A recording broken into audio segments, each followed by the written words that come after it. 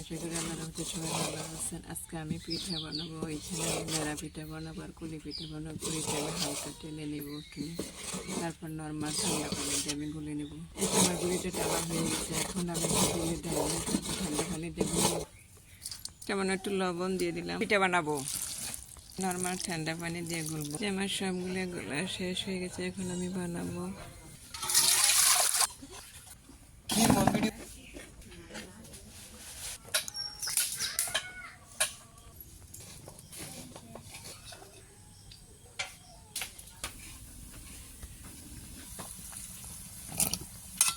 এখানে নারকেলটা দিয়ে দিলাম।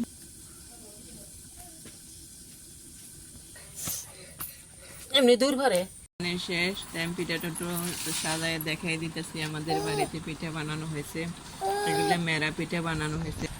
পিঠা বানানো শেষ। এটা হচ্ছে মেরা পিঠার লবণ দিয়ে বানাইছি। এগুলো শুটকির ভর্তা দিয়ে, সরষের ভর্তা দিয়ে খায়। আর এটা হচ্ছে নারকেল দিয়ে কুলি পিঠা বানানো হয়েছে। আমার পিঠাগুলো বানানো কেমন হয়েছে প্লিজ আপনারা কে কোথা থেকে দেখতেছেন আমার ভিডিও করে কমেন্ট করে জানাবেন ভালো হয়েছে কিনা, খারাপ আপনারা বাসায় বানায় খেয়ে দেখেন। আজ এই পর্যন্ত আসসালামু আলাইকুম।